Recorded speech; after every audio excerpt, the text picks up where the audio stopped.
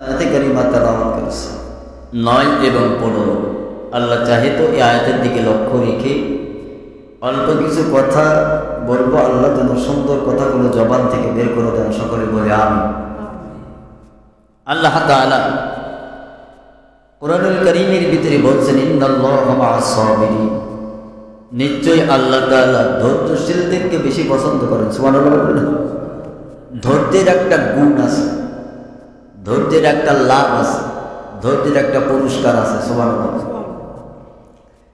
মানুষের প্রতি আল্লাহ তাআলা যখন কোনো মানুষের প্রতি আল্লাহ যখন খুশি হন, আল্লাহ যখন ভালোবাসেন দুনিয়ার কোনো মানুষকে, ওই মানুষটাকে আল্লাহ পাক পরীক্ষার ভিতরে নিবেদিত করে। সুবহানাল্লাহ। দুনিয়াবী পরীক্ষার ভিতরে যদি উত্তীর্ণ হতে পারে আল্লাহ তাকে উচ্চ মাকাম দান করেন। সুবহানাল্লাহ। এর একটা উজ্জ্বল নমুনা আল্লাহ পাক কুরআনুল ভিতরে হযরত ইউসুফ আলাইহিস সালাতু ওয়াস সালামের জিন্দেগীর ভিতর দিয়ে আমাদেরকে শিক্ষা দিয়ে। সুবহানাল্লাহ।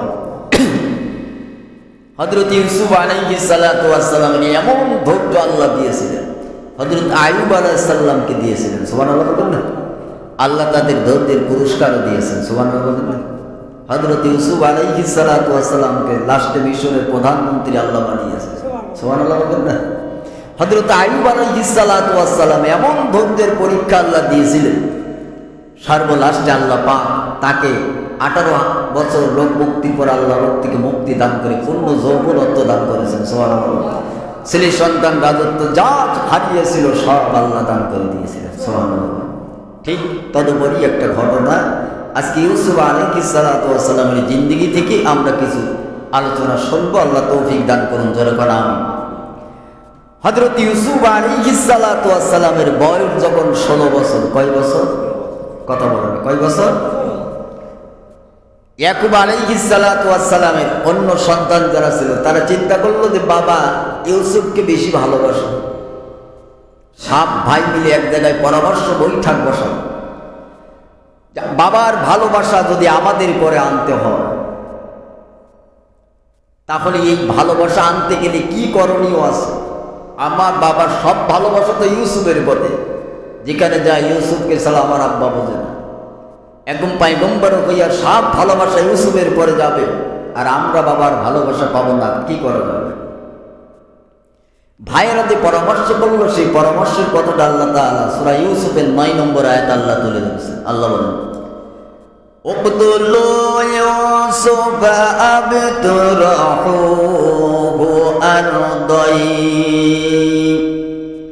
আরদাই ইউখিলু লাকুম ওয়াজহু আবিকুম।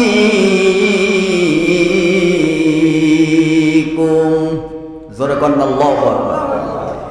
আল্লাহ রাব্বুল আলামিন হযরত ইউসুফ আলাইহিস সালাতু ওয়াস সালামের ভাইরা যে বৈঠক করেছিল, আল্লাহ পাক সে কথা বলছেন, তোমরা ইউসুফকে হত্যা করো।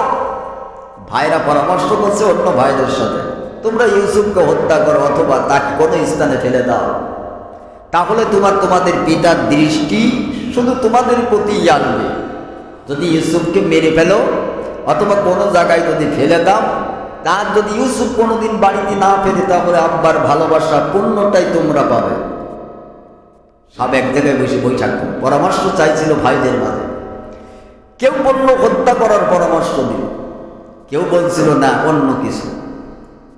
একজন বলল হত্যা না করি, সে তো আমাদের রক্তের সম্পর্কের ভাই, একে মেরে ফেলো না, অন্য কোথাও দিয়ে দিও না, তবে এক কাজ করো, চলো আমরা একটা নির্জন কূপ তলাশ করি, কূপের ভিতরে ফেলে দেয়। হয়তো কোনো কাফেলা যদি কোনোদিন এই রাস্তা দিয়ে যায়, পানি খাওয়ার জন্য যখন বালতি ফেলবে, হয়তো সেই বালতির ভিতরে উঠে আসলে ও কোনো দেশে চলে যাবে, তো জীবনে বেঁচে যাবে, এই দেশে তো আর থাকবে না। আর এ দেশে যদি না থাকে তাহলে আমার আব্বার ভালোবাসা সব আমাদের প্রতি আসবে। হযরত ইউসুফ আলাইহিস সালামের সব পরামর্শ করা হলো। পৃথিবীতে কোনো কাজ হয় কল্যাণের জন্য, কোনো কাজ হয় অকল্যাণের জন্য, ঠিক কিনা জোরে বলো? কোনো কাজ হয় মসজিদ নির্মাণের জন্য, কোনো কাজ হয় মন্দির নির্মাণের জন্য, গানের প্যান্ডেলের জন্য, ঠিক কিনা জোরে বলো? আবার কোনো কাজ হয় কোরআনের মাহফিল করার জন্যে, পাশাপাশি কোনো কোনো পরামর্শের কাজ হয় নাট্যমঞ্চ তৈরি করার জন্য, ঠিক কিনা ধরে বলেন। এই জন্য পৃথিবীতে ভালো কাজও আছে, খারাপ দিকও আছে। কোন কাজ কল্যাণ বই নিয়ে আসে, আর কোনো কাজ পরামর্শ ভিত্তিকে হয় ঠিকই, কিন্তু সমাজের অকল্যাণটা বেশি হয়, ঠিক কিনা ধরে বলেন। কিন্তু এই ভাইয়েরা সিদ্ধান্ত করলো যে বাবার ভালোবাসা যদি আমাদের দিকে আনতে হয়, ওরা একটা কল্যাণ চেয়েছিল ঠিক, যে আপনার ভালোবাসা সব ইউসুফের পরে, তো এই ভালোবাসা যদি আমাদের নীতি হয় তাহলে একে মেরে দিতে হবে, না হয় অন্য কোনো জায়গায় ফেলে দিতে হবে। সবাই পরামর্শ সিদ্ধান্ত করলো মারারও দরকার নেই, ফেলে দিবারও দরকার নেই, একটা পরিত্যক্ত কুয়া তলাশ করো, কুয়ার ভিতরে ফেলে আমরা বাড়ি চলে যাব। যদি কোনো কাফেলা এই রাস্তা দিয়ে যায়, কাফেলার লোকজন পানি খাওয়ার জন্য বালতি ফেলবে, ওখান থেকে উঠাই যে দূর দেশে নিয়ে চলে যাবে, তার হদিস আর আমরা পাবো না, জিন্দিগিতে খুঁজেও পাওয়া যাবে না।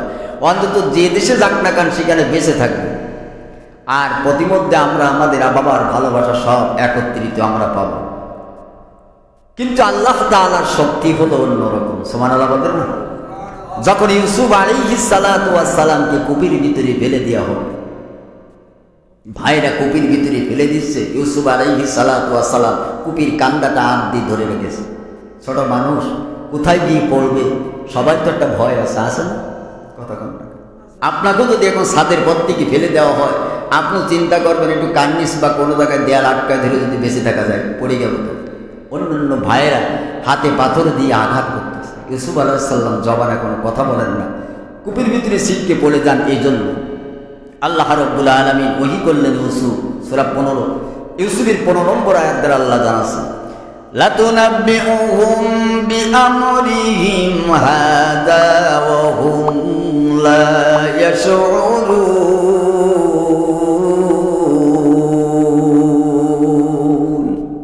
জোরে বলেন আল্লাহু আকবার। আল্লাহ পাক ইউসুফ আলাইহিস সালাতু ওয়াস সালামের অন্তরে ওহী নাযিল করে দিলেন, তুমি তাদেরকে এই কর্মের কথা অবশ্যই বলবে যখন তুমি তাদেরকে চিনবে। সুবহানাল্লাহ বলেন না। যখন তারা তোমাকে চিনবে না, আল্লাহ বলছেন ইউসুফ এখন কোনো কথা বলো না, এমন একটা সময় তোমার সামনে আসবে যখন তুমি তোমাদের ভাইদেরকে চিনবে, কিন্তু তোমার ভাইরা তোমাকে চিনতে পারবে না। সেই দিন আজকের এই কর্মের কথাটা তুমি তাদেরকে বলবে। সুবহানাল্লাহ বলেন। ছোট মানুষ 16 বছর অবস্থা আল্লাহ ওহী নাযিল করে দিলেন। সুবহানাল্লাহ বলেন না। হযরত ইউসুফ আলাইহিস সালাতু ওয়াস সালামের ভাইরা ইউসুফ আলাইহিস সালাতু ওয়াস সালামকে কুয়ার ভিতরে ফেলে দিবার সময় গায়ে যে জামাটা ছিল সেই জামাটা তারা খুলে রেখে দিল। চিন্তা করলো জামাটায় কোনো একটা পশুর রক্ত মাখাইয়া বাবার হাতে দিয়ে বলবো তাকে বাঘে শিকার করে নিয়ে গিয়েছে। জামাটা তারা খুলে রেখে দিল। হযরত ইউসুফ আলাইহিস সালাতু ওয়াস সালাম মনের ভিতরে বড় আঘাত পেলেন। আল্লাহ ডাক দিয়া বলো, জিবরিল সিদরাতুল মুনতাহায় আর থাকা যাবে না, চলে যাও জান্নাতে, জান্নাতে চলে যাও।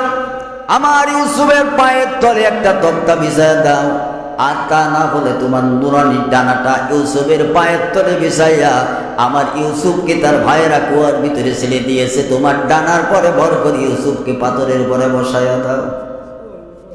হযরত জিবরাইল আলাইহিস সালাম রাসূলুল্লাহ সাল্লাল্লাহু আলাইহি সাল্লামকে একদিন ডাক দিয়ে বলেছিলেন, আল্লাহর নবী বললেন, জিবরাইল তোমার জীবনে এমন কোন আশ্চর্য ঘটনা কি ঘটেছে আমাকে বলো। হযরত আজরাইল আলাইহিস সালাতু ওয়াস সালাম বলেছিল, আমার জীবনে আশ্চর্য ঘটনা 3 বার ঘটেছে। সুবহানাল্লাহ। আল্লাহর নবী ডাক দিয়ে বললেন, 1 নাম্বার নবীজিকে জিবরাইল আলাইহিস সালাম বললেন, নবীজি হযরত ইউসুফ আলাইহিস সালাতু ওয়াস সালামের ভাইরা ইউসুফ আলাইহিস সালামকে যখন কূপের ভিতরে ফেলে দিবে, আল্লাহ ডাক দেয়া বলো, জিবরিল এই মুহূর্তে চলে যাও, আমার ইউসুফকে তার ভাইরা কূপের ভিতরে ফেলে দিয়েছে, তোমার ডানাটা তার পায়ের তলে বিছাইয়া তাকে বসাইয়া দাও। সুবহানাল্লাহ। নবীজিকে জিবরিল আমিন ডাক দেয়া বলল, নবীজি আমি তখন সিদরাতুল মুনতাহা, কোথায় সিদরাতুল মুনতাহা, কোথায় হলো দুনিয়ার জমিনের কূপ, আমি আমার 600 নূরের ডানার ঝাপটা মারলাম, মেরে এসে দেখতেছি ইউসুফকে তখনও পর্যন্ত তার ভাইরা উপর থেকে ছেড়ে দেয় নাই। সুবহানাল্লাহ। আমার প্রত্যেকটা ডানার গোড়া দিয়ে, পশমের গোড়া দিয়ে ঘাম ছুটে গেছে, এসে দেখতেছি ইউসুফ উপর থেকে নিচে আসছে। সুবহানাল্লাহ। আমি এসে ইউসুফের পায়ের নিচে আমার নুরানি ডানাটা বিছাইয়া দিলাম। হযরত ইউসুফ আলাইহিস সালাতু ওয়াস সালামকে একটা পাথরের উপরে বসাই দিলাম উলঙ্গ অবস্থায়। আল্লাহ ডাক দিয়া বলেন, জিবরিল, আমার ইউসুফের গলায় একটা তাবিজ আছে, তার গায়ের জামাটা পরাইয়া দাও। জিবরিল আমিন বললেন, আল্লাহ, এই জান্নাতের ভিতরে জামা পাবো কোথায়? আল্লাহ ডাক দিয়া বলল, তার গলায় একটা তাবিজ আছে, তাবিজের মুক্তিটা খোলো, ওই তাবিজের ভিতরে একটা জান্নাতি জামা লুকানো আছে। সুবহানাল্লাহ বলেন। হযরত ইব্রাহিম আলাইহিস সালাতু ওয়াস সালামকে যখন নমরুদ চড়ক গাছে চড়ানোর জন্য যখন চতুর্দিক দিয়ে বেঁধে ফেলা হলো, শয়তান নমরুদকে পরামর্শ দিয়েছিল, ইব্রাহিমের গায়ে যদি এই জামা থাকে, জামা তারে বাঁচাই দিতে পারে। ইব্রাহিম আলাইহিস সালাতু ওয়াস সালামকে উলঙ্গ করা হলো আল্লাহর দরবারে। ইব্রাহিম আলাইহিস সালাতু ওয়াস সালাম হাত তুলে দোয়া করেছিল, আল্লাহ, এই লোক সমাজের ভিতরে আমাকে উলঙ্গ করে তুমি বেইজ্জতি করো না।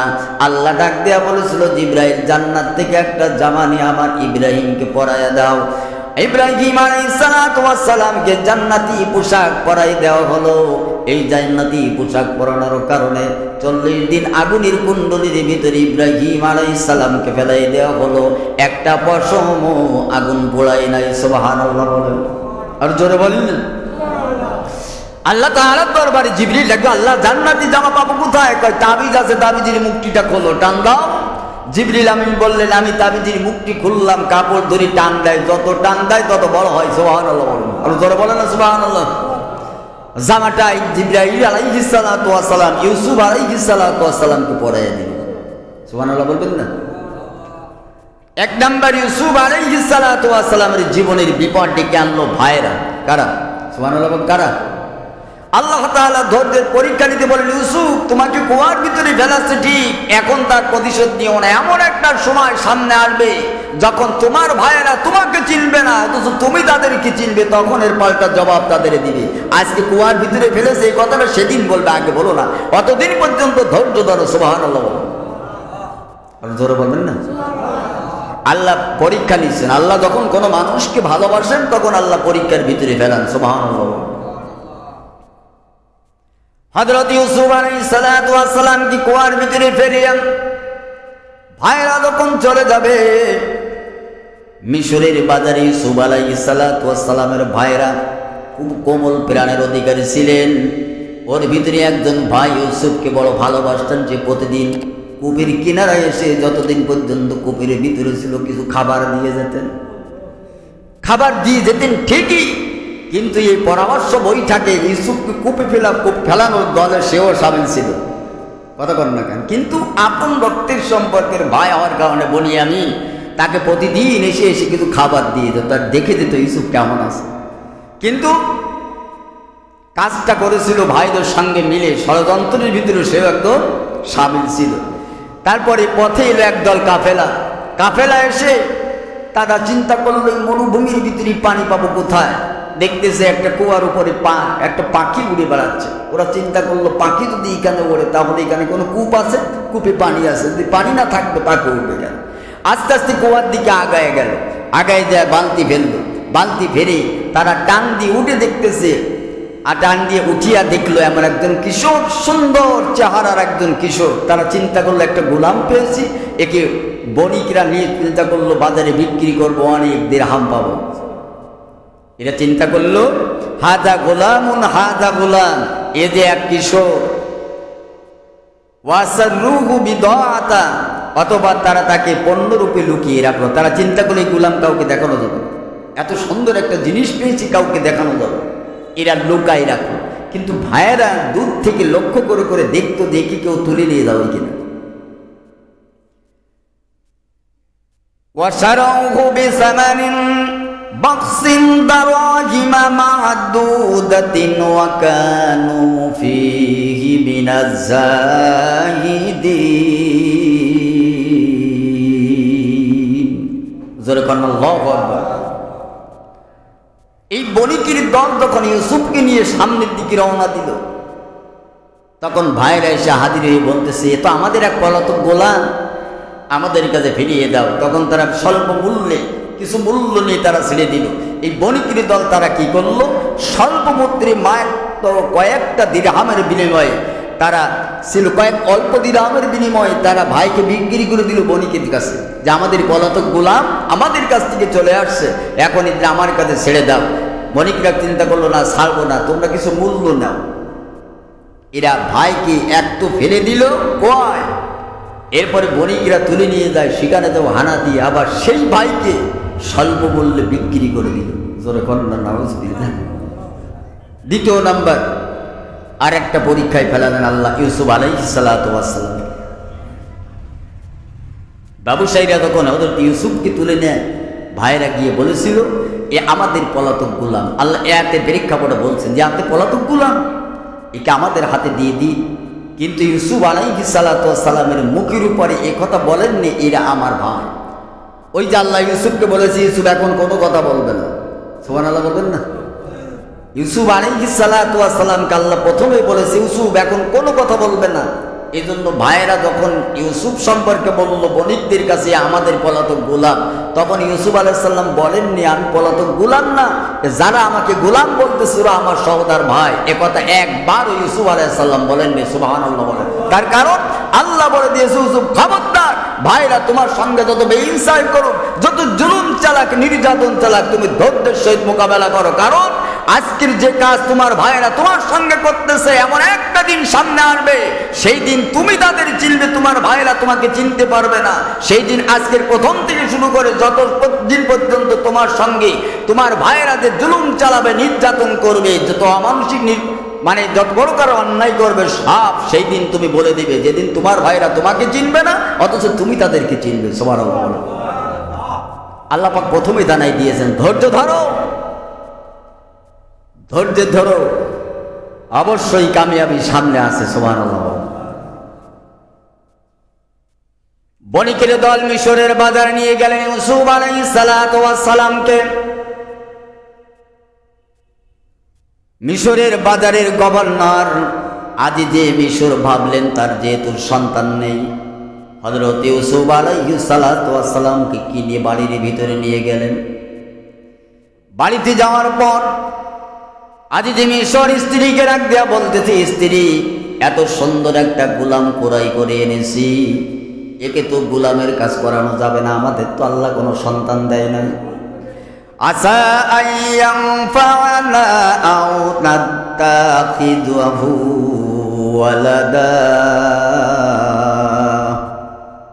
আচ্ছা আমাদের কোনো সন্তান তো নাই, একে আমরা সুন্দর করে লালন করি, সম্ভবত সে আমাদের উপকারে আনবে, অথবা আমরা তাকে পুত্র হিসেবে গ্রহণ করব। আজিজে মিশর বাজার থেকে ক্রয় করে এনে স্ত্রীকে দিয়ে বলতে, শোনো এত সুন্দর একটা সন্তান কিনে আনলাম গোলাম হিসাবে, কিন্তু একে আমরা গোলামের মতন লালন পালন করব না, একে আমরা সন্তানের মতন লালন পালন করব, হয়তোবা ভবিষ্যতে সন্তান আমাদের উপকারে আসবে। সুবহানাল্লাহ বলবেন না। হযরত ইউসুফ আলাইহিস সালাতু ওয়াস সালামের এত রূপ আল্লাহ পাক দান করেছিলেন। সুবহানাল্লাহ বলবেন না। তার রূপ দেখে আজিজে মিশরের স্ত্রী তার প্রতি আসক্ত হয়ে পড়ল, জুলাইখা। যে ঘটনাটা আল্লাহ পাক কোরআনে কারীমের ভিতরে আল্লাহ দিয়েছেন। সুবহানাল্লাহ বলবেন না। ওয়ারাআদাতুহুল্লাতী হুয়া ফী বাইতিকা আন নাফসিহি ওয়া গাল্লাকাতিল আবওয়াব ওয়া ক্বালাত হাইতা লাক। আজিজে মিশরের স্ত্রী ইউসুফ আলাইহিস সালাতু ওয়াস সালামকে আস্তে আস্তে লালন পালন করতে লাগলেন। সেই স্ত্রীগুলোকে ঘরে ছিল ইউসুফ আলাইহিস সালাতু ওয়াস সালাম।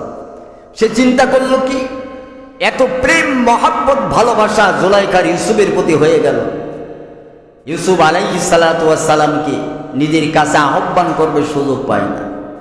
আল্লাহ বলছেন ইউসুফ আলাইহিস সালাতু ওয়াস সালাম সে যে স্ত্রী লোকের ঘরে ছিল, সে তার কাছে অসৎ কর্ম কামনা করলো এবং দরজাগুলো সব বন্ধ করে দিল। নাউযুবিল্লাহ বলবেন। হযরত ইউসুফ আলাইহিস সালাতু ওয়াস সালামকে জুলাইখা এত মহব্বত করত, এত ভালোবাসতো যে নিজের কামনা বাসনা পূরণ করার জন্য ঘরের ভিতরে আবদ্ধ করে ফেলেছে ইউসুফকে নিয়ে। নাউযুবিল্লাহ বলবেন।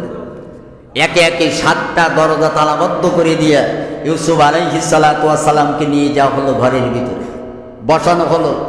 ইউসুফ আলাইহিস সালাতু ওয়াস সালাম জানতো জুলাইখা একজন মূর্তি পূজারী, ওই একটা দেবতাকে খোদা বলে খুব বিশ্বাস করত। ইউসুফ আলাইহিস সালাতু ওয়াস সালাম উলাঙ্গ হয়ে গেলেন, এই জুলাইখা উলাঙ্গ হয়ে গেলেন। ইউসুফ আলাইহিস সালাতু ওয়াস সালামকে কাছে ডাকলেন, ইউসুফ আলাইহিস সালাতু ওয়াস সালাম বলতেছে, জুলাইখা তুমি না এই ভগবানের পূজা করো, তোমার খোদা নাই? তা আমার সঙ্গে যদি অপকর্মে লিপ্ত হও তোমার খোদা দেখবে না? জুলাইখা তখন একটা কাপড় দিয়ে খোদার মাথা ঢেকে দিলেন, চোখ মুখ ঢেকে দিলেন। আচ্ছা বলুন তো দেখি, ও খোদার দেখার শক্তি আছে? কথা কন না কেন? দেখার শক্তি আছে? হযরত ইউসুফ আলাইহিস সালাতু ওয়াস সালাম বললেন, জুলাইখা কামটা করলা কি? নিজে হাতে বানানো মূর্তির খোদা বললা? এ খোদা কোনোদিন তাকায় দেখতে পারে? দুনিয়ার হাতে বানানো মূর্তির খোদা তুমি নাই ঢেকে দিলে, কিন্তু তোমার আমার স্রষ্টা একজন রব যে আছেন তার চোখ ফাঁকি দেবে কি করে? তার চোখ কি করে ফাঁকি দেবে? মা'দাল্লাহি ইন্নাহু রাব্বি আহসানু মাসায়া ইন্নাহু লা ইফলিহুল যালিমিন।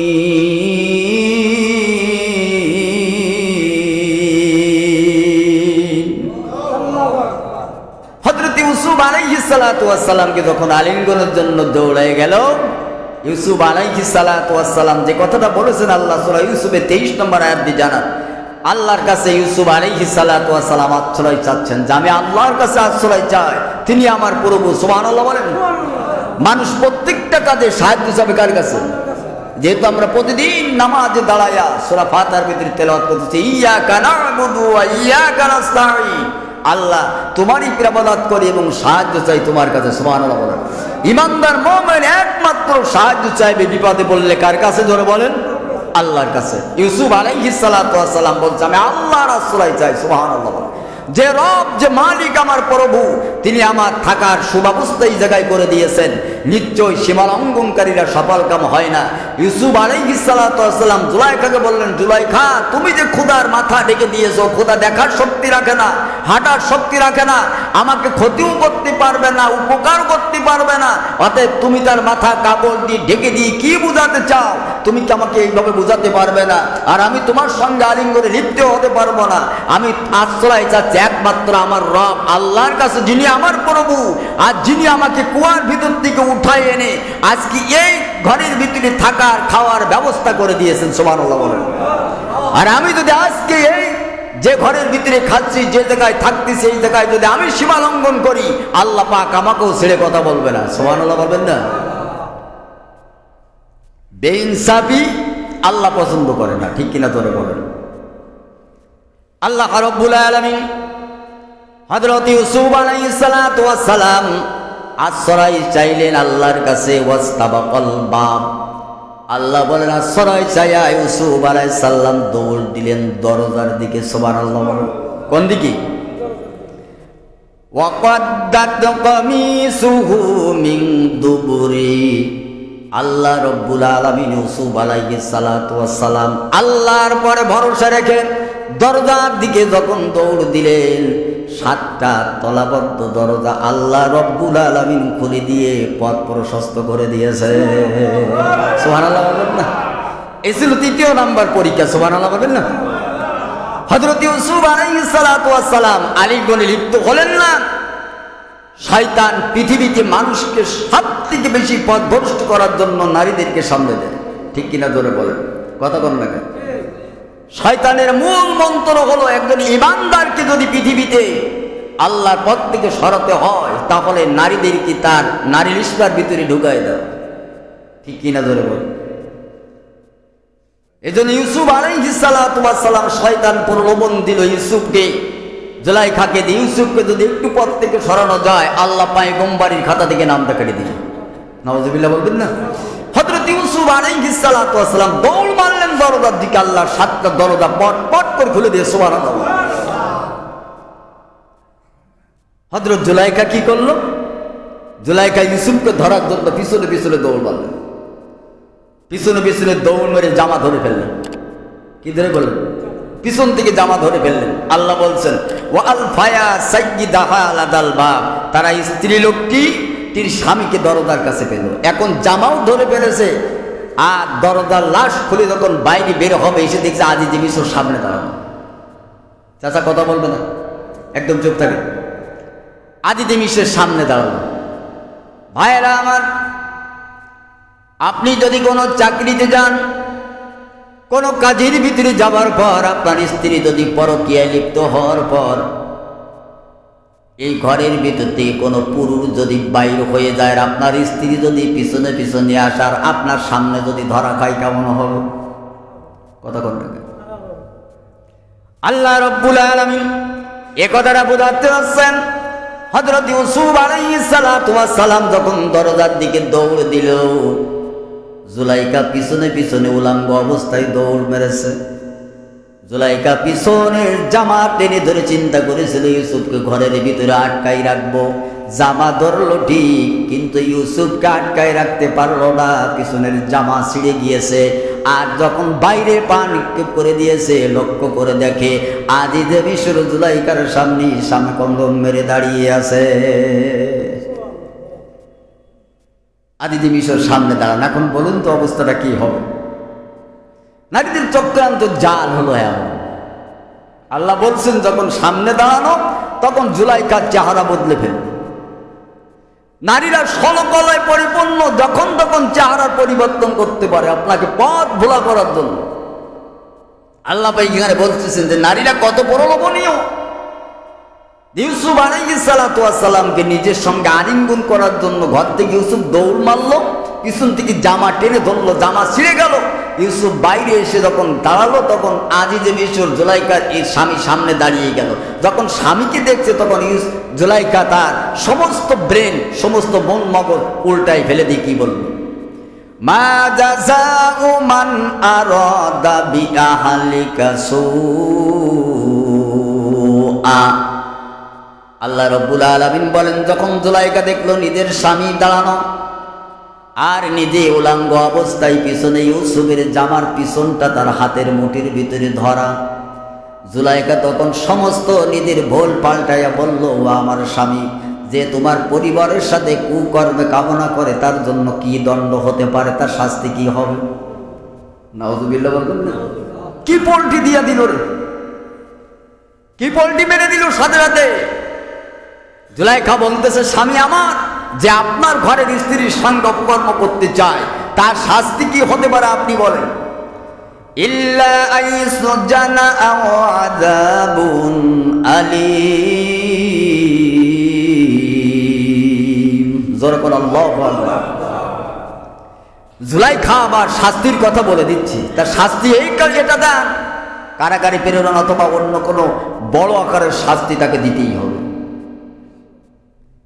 নিজেকে বাঁচানোর জন্য এক তো পোল্টি মারল, নিজেই ধরল পিছনের জামা ছিঁড়ে গেল, এরপর আটকাতে পারলো না, স্বামীর সামনে ধরা খাইয়া বলতেছে যে আপনার ঘরের স্ত্রীর সঙ্গে অপকর্ম করতে চায়, তার শাস্তি কি হবে?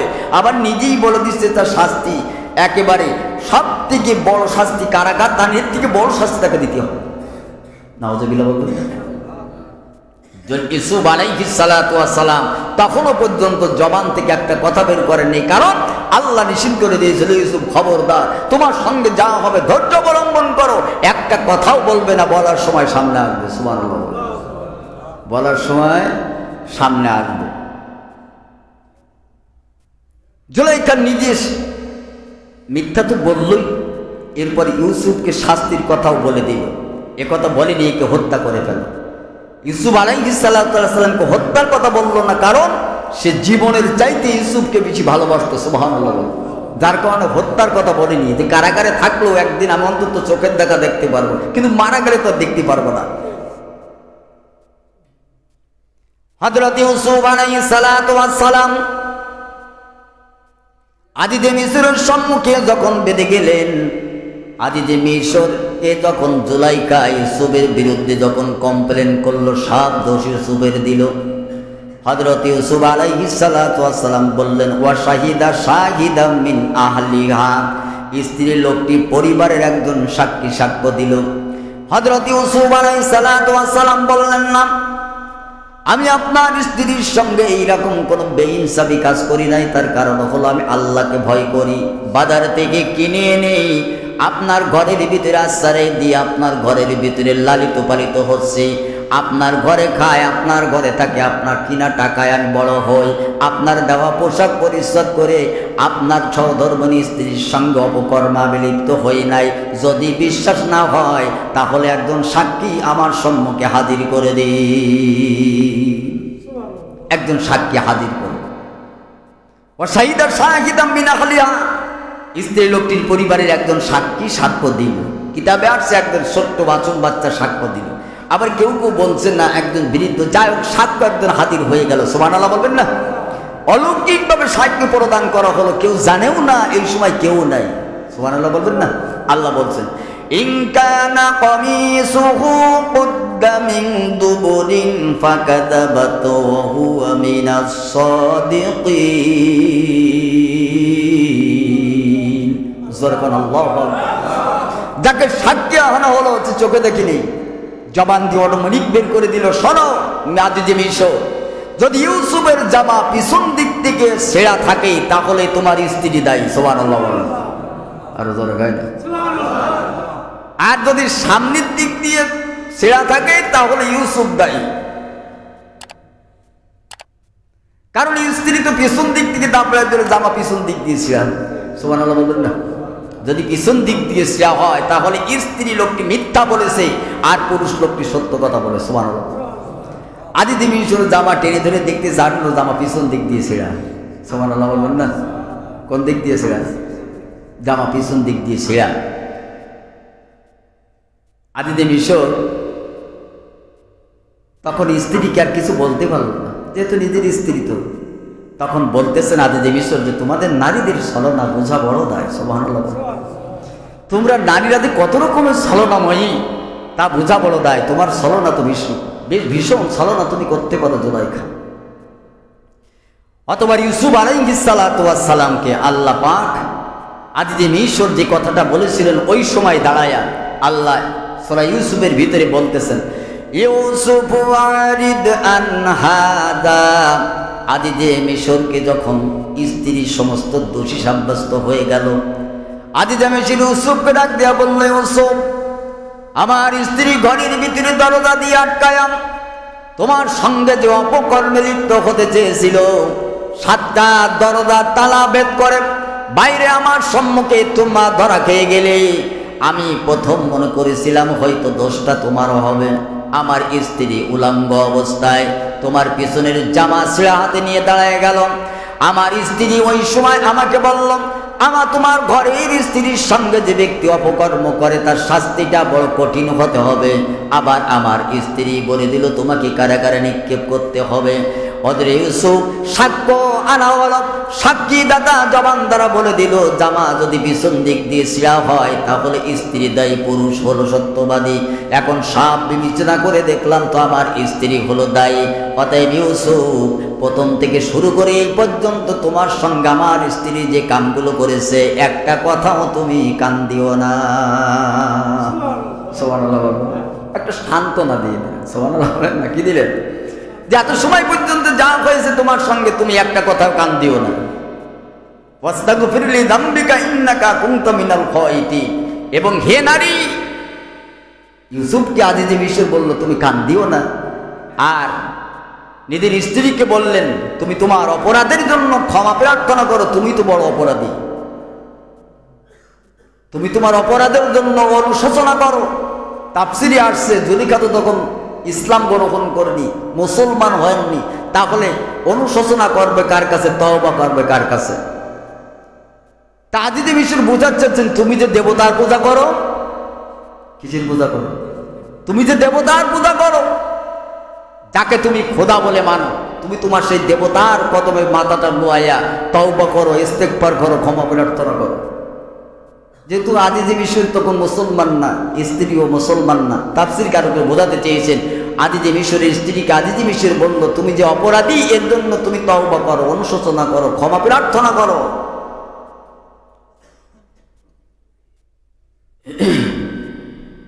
আল্লাহ রাব্বুল আলামিন একদিকে ভাইরা কুয়ায় ফেলে দিল, একদিকে বাজারে নিয়ে আসার সময় ভাইরা আবার বিক্রি করে দিল, এদিকে বাজারে তুলে বিক্রি করা হলো।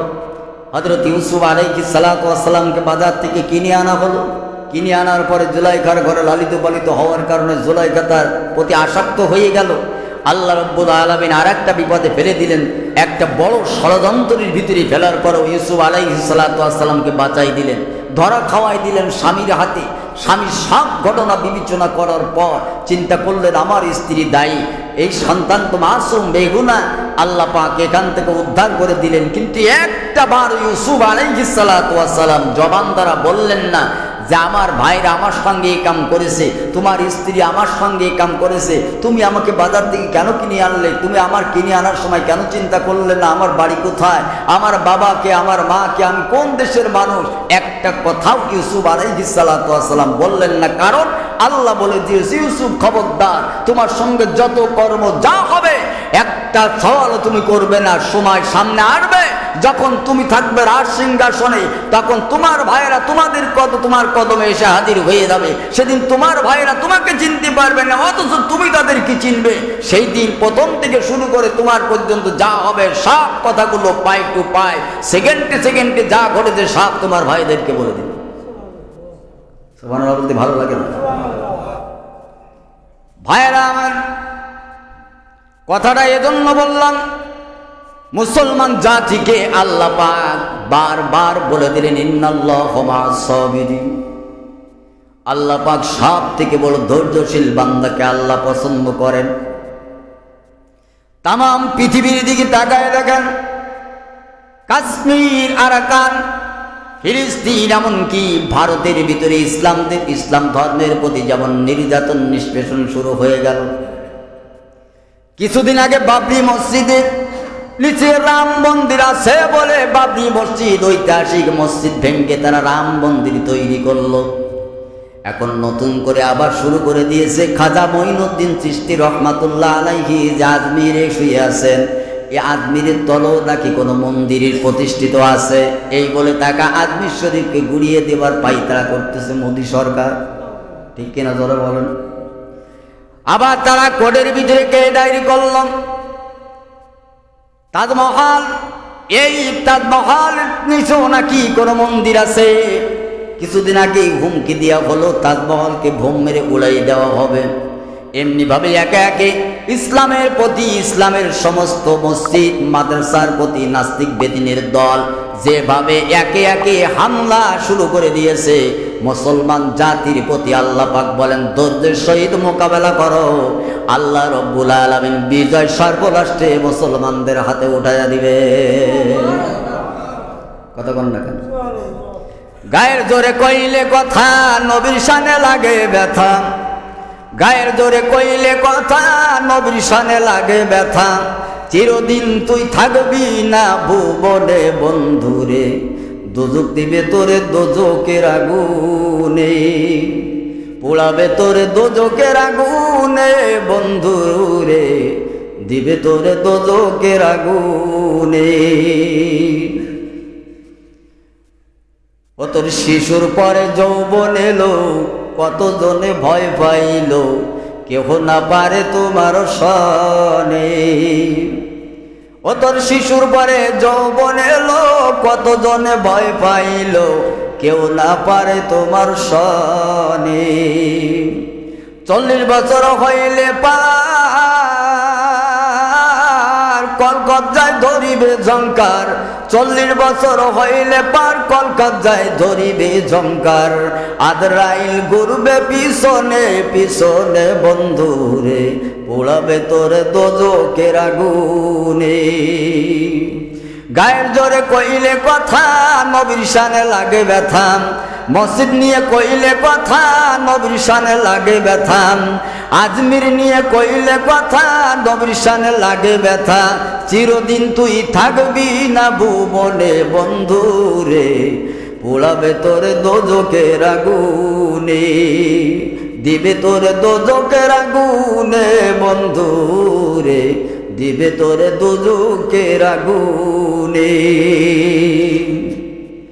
ও তাই এমন একদিন আসবে চলে, বুক ভাসাইবি চোখের জলে, নবীর কথা পড়বে সেদিন মনে।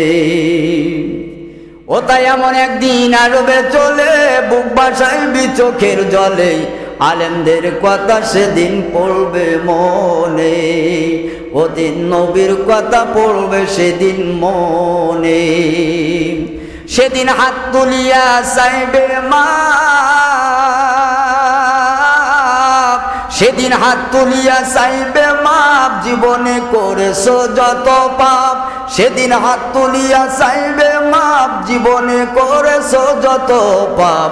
আজাদি কয় তওবা কর একবার জীবনে বন্ধুরে, পোড়াবে তোর দোজখের আগুনে, দিবে তোরে দোজখের আগুনে বন্ধুরে, পোড়াবে তোর দোজখের আগুনে। গায়ের জোরে কইলে কথা নবীর শানে লাগে ব্যথা, মসজিদ নিয়ে কইলে কথা নবীর শানে লাগে ব্যথা, আজমির নিয়ে কইলে কথা নবীর শানে লাগে ব্যথা। চিরদিন তুই থাকবি না ভুবনে মদিরে, পোড়াবে তোর দোজখের আগুনে, দিবে আল্লাহ দোজখের আগুনে মদিরে, পোড়াবে তোর দোজখের আগুনে। ঠিক কিনা তোরা বলেন? খাজা মঈনুদ্দিন চিশতি রহমাতুল্লাহ আলাইহি যে আজমিরে ঘুমিয়ে আছেন, এক আল্লাহর ওলির দরবারে ওই সময়কার বাদশা খাজা আজমির রহমাতুল্লাহ আলাইহির দরবারে গিয়ে সালাম দিলেন, আসসালামু আলাইকুম ইয়া খাজা আজমিরি। প্রথম সালাম দিলেন, জবাব আসলো না। উনি চিন্তা করলেন, আমি যত সময় পর্যন্ত খাজা মঈনুদ্দিন চিশতির জবাব দেই রওজা থেকে সালামের জবাব না পাবো ফিরে যাব না। প্রথম সালাম দিলেন, জবাব এলো না। দ্বিতীয় সালাম দিলেন, জবাব এলো না। তৃতীয় নাম্বার সালাম যখন দিলেন, রওজার ভিতর থেকে সালামের জবাব আসলো, ওয়ালাইকুমুস সালাম। জোরে বলুন সুবহানাল্লাহ। বাচ্চা ডাক দিয়া বলল, খাজা আজমেরি মঈনুদ্দিন চিশতি রহমাতুল্লাহ আলাইহি, আমি এই ভারতের বাদশা আপনার রওজার কিনারে দাঁড়ায়া সালাম দিলাম, প্রথম সালামের জবাব দিলেন না, বললাম না। উনি বললেন যে বাদশা, আমি প্রথম সালাম তুমি যখন আমারে দিয়েছো, আমি ছিলাম মদিনা মুনাওয়ারা নবীর রওজায়, সুবহানাল্লাহ। আপনি যখন দ্বিতীয় সালাম কানা দিয়েছেন, আমি আর মদিনার রওজায় থাকতে পারি নাই, একটা দৌড় মেরে বাগদাদে আব্দুল কাদের জিলানী রহমাতুল্লাহ আলাইহি রওজা মুবারাকা হাজির হয়ে গেলাম।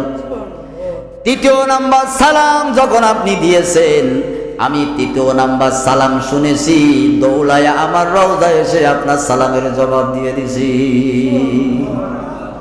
কোথায়? কোন ওলিরা কবরের ভিতরে মুর্দা নয়, মরা নয়, সবাই জিন্দা, সুবহানাল্লাহ। সব জায়গায় হাত দিবা চিন্তা করো। আজমিরে খাজা মঈনুদ্দিন চিশতি রহমাতুল্লাহ আলাইহির মাজারে হাত দেওয়ার চিন্তা নিও না, ঠিক কিনা জোরে বলো। শুধু তাই নয়, কোন ওলির মাজারে হাত দেওয়ার চিন্তা নিও না। তার কারণ পূর্বের ইতিহাস চেষ্টা করো। খাজা মঈনুদ্দিন চিশতি রহমাতুল্লাহ আলাইহি এক লোটার ভিতরে গোটা ভারতের আনা সাগরের পানি এক জায়গায় করেছিল, সুবহানাল্লাহ। রাজা পৃথ্বীরাজ তোমার চেয়েও কম ছিল না, মোদী চিন্তা করেছিল দরবের আসছে মেরে খতম করে দিব, পানি আনতে বাড়াই দিলেন, হুজুর পানি দিল না। বললো, হুজুর পানি দিবে না? আনা সাগরের চতুর্ধার দিয়ে ঘুরে ফেলেছে। খাজা মঈনুদ্দিন চিশতি রহমাতুল্লাহ আলাইহি বললে, পানি দিবে না, আমার এই লোটাটা নিয়ে দাও, এই লোটায় করে এক লোটা পানি নিয়ে আসো।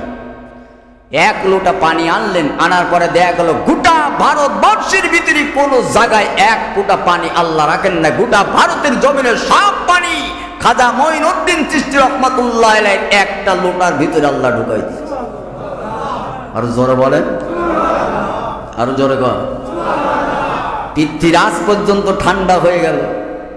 পরের দিন সকালবেলায় মায়ের স্তনে দুধ নাই, কুয়াতে পানি নাই, টিউবওয়েল চাপে পানি নাই, আনা সাগরে পানি নাই, এমনকি পৃথ্বীরাজের বাড়ি যে পুকুরি পানি আনতে কিন্তু সে পুকুরও পানি নাই, মাছগুলো ছটপট ছটপট করে ডাঙ্গায়। পৃথ্বীরাজ মাথা নত করে বলল, চলে যাও, দরবেশের কাছে যাও, ক্ষমা প্রার্থনা করলেন। বলল, যাও, যে ঘাট থেকে পানি তুলে আনছো ঘাটে বিসমিল্লাহ করে ছেড়ে দাও, সুবহানাল্লাহ। সেই দরবারে হাত দিয়া চিন্তা নিয়েছে, রে মোদি সময় আছে, ফিরে আসো, তওবা করো। মানে এমন কাজ হবে ভবিষ্যৎ নদীরই আবার একজন ইতিহাসের খাতায় নামটা লিখায়ও না, ঠিক কিনা ধরে বলো, কথা কর না কেন? আজমির শরীফের নিচে ওনাদের মন্দির আছে, গোটা ভারতের সব মসজিদের নিচে ওদের রাম মন্দির, একের রাম কয় জায়গায় থাকে আল্লাহ পাকই ভালো জানে রে, কথা কর না, এক রাম কয় জায়গায় থাকে? ভারতে মুসলমানদের পরে যেভাবে নির্যাতন শুরু করে দিয়েছে, পৃথিবীর ইতিহাসে সব থেকে সংখ্যালঘু নির্যাতন হয় ভারতে, আর ওরা দোষ দেয় বাংলাদেশ, কথা কন না? ওরা দোষ দেয় কাদের? বাংলাদেশে আমার কপিলবনি বাজারে কোনো মুসলমান কোন হিন্দু ভাইকে হাত দিয়েছে নাকি, কথা কন না কেন? অথচ ভারতের দিকে তাকা, হাজার হাজার মানুষ গরু কুরবানি করেছে, কেটে সর্দাপ করে দিয়েছে, ঠিক কিনা জোরে বলে? অতএব যার দেশে সব থেকে বড় সংখ্যালঘু নির্যাতন হয়, সে যদি আর এক দেশের দিকে চোখ আঙ্গুল দিয়ে কয় তুমি নির্যাতন করে, কি সহ্য করা যায়? কত কন না? এরপরও যত নির্যাতন সব থেকে বেশি হয়েছে মসজিদ, মাদ্রাসা, এই সমস্ত দরবারের প্রতি ভারতে। এই বিজেপি সরকার আসার পরে এত নির্যাতন হয়েছে, অন্য কোন সরকারের সময় এত নির্যাতন ভারতে মনে করো মুসলমানের প্রতি হয়নি, ঠিক কিনা জোর বলে? অতএব পৃথিবীর মুসলমানদের দিকে আর আঙ্গুল তুলি তাকায়ও না। সাইদি সাহেবের সেই বক্তব্য আস্তে আস্তে ফসলে পরিণত হবে, সুবহানাল্লাহ বলেন। সাইদি সাহেব বলেছিল, মোদী সরকার শোনো ভারত, অদূর ভবিষ্যতে এমন একটা সামনের সময় তোমার আসবে, তোমার ভারত ভেঙ্গে টুকরা টুকরা হয়ে যাবে ইটের মতন, ঠিক কিনা জোর বলেন? বাবরি মসজিদের ইট যেমন খুলে খুলে আলাদা করেছ, সামনে এমন সময় আসবে ভারতকে আল্লাহ পাক ওই ইটের মতন খুলে আলাদা আলাদা করে দিবে, সুবহানাল্লাহ। সেই সময় সামনে আসতেছে। গাজায় হিন্দ এসে গেছে, বেশি দেরি নাই। রাসূলুল্লাহ সাল্লাল্লাহু আলাইহি সাল্লাম বলেছেন, গোটা পৃথিবীর অমুসলিম একদিকে হবে, ভারতের সঙ্গে মিলে যাবে, আর গোটা পৃথিবীর মুসলমান, পূর্ব দেশ একটা মুসলিম কান্ট্রি হবে, সেই কান্ট্রি মুসলমানদের সঙ্গে মিলে যাবে, মিলে একটা যুদ্ধ হবে গোটা হিন্দুদের সঙ্গে আর মুসলমানদের সঙ্গে, ভারতের সঙ্গে। এই গাজায় হিন্দে প্রথম পর্যায়ে মুসলমানদের রক্তের উপরে নৌকা চালানো যাবে। রাসূলুল্লাহ সাল্লাল্লাহু আলাইহি সাল্লাম স্বপ্ন দেখতেছেন, আল্লাহ রাব্বুল আলামিন দেখাইতেছেন, নবীজি চোখের পানি ফেলাইয়া ফেলাইয়া কাঁদতেছেন। প্রথম করে হাজার হাজার ইমানদার কতল হয়ে গেল, নবীজি চোখের পানি ফেলাইয়া ফেলাইয়া কাঁদেন। আল্লাহ রাব্বুল আলামিনের পরে নবীজিকে দেখালেন রক্তের বন্যা বয়ে যাচ্ছে, নাফরমান বেঈমানগুলো মুসলমানদের রক্তের পথে নৌকা চালাই যেতেছে, রক্তের স্রোত বয়ে যাইতেছে। সাহাবায়ে কিরাম একটু পরে দেখলেন নবীজি মুস্কি মুস্কি হাসি দিলেন, সুবহানাল্লাহ বলবেন না? সাহাবায়ে কিরাম জিজ্ঞাসা করলেন, রাসূলুল্লাহ, প্রথম চোখের পানি ফেলায়া ফেলায়া কাঁদলেন, দ্বিতীয়বার চোখের পানি ফেলায়া ফেলায়া কাঁদলেন, তৃতীয়বার হাসলেন, বললাম না? আল্লাহর নবী ডাক দিয়া বলল, সাহাবীরা, শেষ জামানায় এমন একটা যুদ্ধ হবে ভারতের সঙ্গে, গোটা মুসলিমদের সঙ্গে। এই মুসলমানদের সঙ্গে যুদ্ধ হওয়ার কারণে গাজায় হিন্দ যখন শুরু হয়ে যাবে, প্রথমে হাজার হাজার মুসলমান শহীদ হয়ে যাবে, দ্বিতীয়বার হাজার হাজার মুসলমান ইমানদার শহীদ হয়ে যাবে। এই শহীদদের রক্তের এমন বন্যা বয়ে যাবে, রক্তের পথ দিয়ে যদি তোমরা নৌকা চালাতে চাও তাও চালানো যাবে। আল্লাহ রব্বুল আলামিন এত ইমানদারদের রক্তের বিনিময়ে লাস্টে বিজয় আল্লাহ মুসলমানদের হাতে উঠাইয়া দিবে। নবীজিকে সাহাবায়ে কিরাম প্রশ্ন করলেন, রাসূলুল্লাহ, এই যুদ্ধে যে হাজার হাজার ইমানদার আপনার উম্মত শহীদ হয়ে যাবে, এদের মাকাম আল্লাহ কি দান করে দিবেন? আল্লাহর নবীজি ডাক দিয়া বলল, সাহাবীরা শোনো, ওই গাজায় হিন্দের ময়দানে যে ইমানদার ইসলামের পক্ষে দাঁড়ায়া নিজের জীবন হামেশা দ্বীনের জন্য কতল করে দিবে, আল্লাহ রব্বুল আলামিন প্রত্যেকটা ইমানদার মুসলমানকে আল্লাহ রব্বুল আলামিন শহীদের মর্যাদা দিয়া কিয়ামতের ময়দানে বিনা হিসাবে আল্লাহ জান্নাত দিয়া দিবে। আর জোরে বলেন সুবহানাল্লাহ। অতএব সেই দিন সামনে আসতেছে, কোন মুসলমান পিছপা হবে না ইনশাআল্লাহ। তার কারণ আজমির আমাদের সম্পদ, বাবরি মসজিদ আমাদের সম্পদ, লালকিল্লা আমাদের সম্পদ, তাজমহল আমাদের সম্পদ, আমাদের সম্পদ ভাঙ্গায়া তোমরা চলো, ঠিক কিনা চলো বলো, কথা কন না কেন? আজ ভারতের সব পাসপোর্টগুলো বাতিল করে দিচ্ছে, ভিসা বাতিল। হাজার হাজার মানুষ বাংলাদেশ থেকে পার হয়, কলকাতার সমস্ত হোটেল থেকে বাংলাদেশিদের বের করে দিচ্ছে। ক্ষতি আমাদের হচ্ছে না, তাদের কথা বলে। কলকাতার সব হোটেলের মালিকগুলা সব আসমানের দিকে চাতক পাখির মতন তাকিয়ে আছে, যেহেতু কলকাতার কোনো মানুষ হোটেলে থাকে না। কারণ আমরা যে অভ্যস্ত, তো সকালবেলায় যায় পান্তা ভাত বাড়ি খাই না, ব্যাগটা হাতে নেয়, চার দোকানে যে দাঁড়ায়, 2 টাকা 3 একটা টোস্ট আর 5 টাকার একটা চা, তাও আমাদের মতন কাপ না, মাটিতে। ওই দিল, ও খাইলো আর হাঁটতে হাঁটতে চললো, ওর দাঁড়ানোর সময় নেই। ও হাঁটতে হাঁটতে চলতে চলতে যেখানে আপনার চা খাওয়া শেষ, মাটির ছোলা ফেলে দিল, ওখানেই কাম সারা, 1 সেকেন্ড দাঁড়াবে না। ভারতের মানুষ এত কাজ প্রিয়, তারা এই সমস্ত থাকা বোঝে না। সকালবেলায় কাজে বের হয়ে যায়, সন্ধ্যাবেলায় ড্রাইভারে হোটেলে থাকা বোঝে না।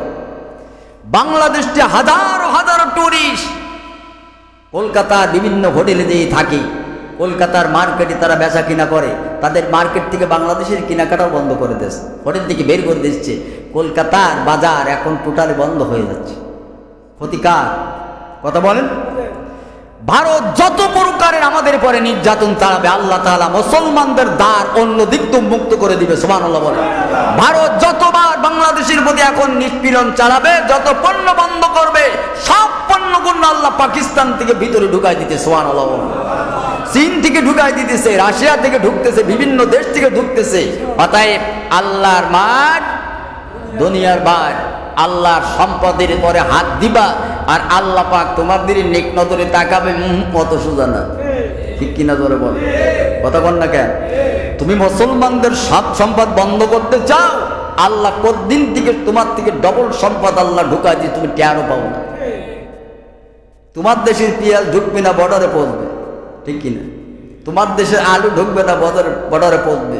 অথচ পাকিস্তানি জাহাজে হাজার হাজার মন পেঁয়াজ, হাজার হাজার মন আলু, কালকেও চিনি আসছে এক জাহাজ। কে পাঠাই দিচ্ছেন? পাকিস্তান সরকার এই যে সহযোগিতা করতেছে, কে করাচ্ছেন? কথা কন না কারো। অতএব বাংলাদেশ হলো দ্বিতীয় মুসলিম কান্ট্রি। এ মুসলিম কান্ট্রি কোনো মুসলমানকে আল্লাহ পাক না খায় রাখবে না। ও শাসানো আমাদের শাসায় লাভ না, তোমার নিজের দেশের লোকের দিকে তাকাই দেখো, ভাব থাকে, ঠিক কিনা তোরে বলেন। অতএব আজমিরের দিকে চোখ তুলে তাকায়ও না।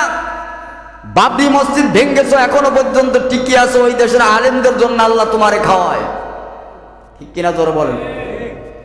আল্লাহ রাসূল সাল্লাল্লাহু আলাইহি ওয়াসাল্লাম বলতেছেন, মুসা আলাইহিস সালাতু ওয়াস সালাম পৃথিবীর অন্তরে 40 বছর যে 6 লক্ষ বনি ইসরাইল আটকা পড়ে গেল, এদের খাওয়াইছিল আল্লাহ 2 জন ব্যক্তির বদৌলতে। একজন হলো হারুন, আর একজন ছিল নবী মুসা আলাইহিস সালাতু ওয়াস সালামের বদৌলতে, সুবহানাল্লাহ। পৃথিবীতে যত মানুষ বসবাস করে, আলেম উলামার দিকে তাকায় আল্লাহ অন্যগুলোকে খাওয়ায়, মুসলমান দিকে তাকায় আল্লাহ নাস্তিকগুলোকে খাওয়ায়, ঠিক কিনা তোরা বলে। তার কারণ পৃথিবীর জমিন আল্লাহর কাছে দোয়া করে, আল্লাহ এ যা কাম শুরু করেছে মোদি, কথা বল না কেন? আল্লাহ বাবরি মসজিদ ভেঙ্গে দিল, আমাদেরকে শুধু হুকুম দাও, সেকেন্ড তো লাগবে না, তুলোধুনা করে দেব। জমিন আল্লাহকে বলেছিল, আল্লাহ হুকুম দাও, এমন ভূমিকম্প দেব, ওর রাজ সিংহাসন সহ 7 তবক জমিনের নিচে তলায় যাবে। পৃথিবীর জমিনে যখন মুসলমানদের পরে নির্যাতন হয়, ইসলামের প্রতি নির্যাতন হয়, মাদ্রাসার প্রতি, মসজিদের প্রতি, দরবারের প্রতি, ওলিদের প্রতি যখন নির্যাতন হয়, জমিনগুলো থরথরে আল্লাহর কাছে দোয়া করে, আল্লাহ শুধু হুকুম দাও। তুমি হুকুম দিতে দেরি, কাম সাথে দেরি হবে। আসমানের ফেরেশতারা বলে, আল্লাহ হুকুম দাও, এ জাতিকে ধ্বংস করে দেয়, আজ সামুদের মতন সময় লাগবে না। আল্লাহ বলে, ফেরেশতারা থাম, আমি খুব মায়া করে ওদেরকে বানিয়েছি। আমার এই জমিনে একজন আল্লাহওয়ালা মানুষ যদি থাকে, এই সমাজের ভিতরে আমি আল্লাহ ওই জাতির প্রতি আযাব দিতে কষ্ট পাই। আমি ওই আল্লাহওয়ালা মানুষের খাওয়ার কারণে সমাজের ভিতরে একজন মানুষ যদি আল্লাহওয়ালা থাকে, ওই মানুষটার দিকে তাকায় আমি বাকি মানুষগুলিকে রিজিকের ব্যবস্থা করি, সুবহানাল্লাহ। অতএব আজমিরের দিকে তাকানোর সাহস করো না, লাল কিল্লার দিকে তাকানোর সাহস করো না, তাজমহলের দিকে তাকানোর সাহস করো না। আল্লাহর মার এখনো দেখনি, আল্লাহর মার বর্তমানে দেখেছে ইসরায়েল। নিজে এখন পৃথিবীর প্রত্যেক মুসলিম কান্ট্রির দ্বারে দ্বারে ঘুরতেছে যুদ্ধ বন্ধ করার জন্য, সমঝোতা নিবার জন্য, কথা কন না কেন?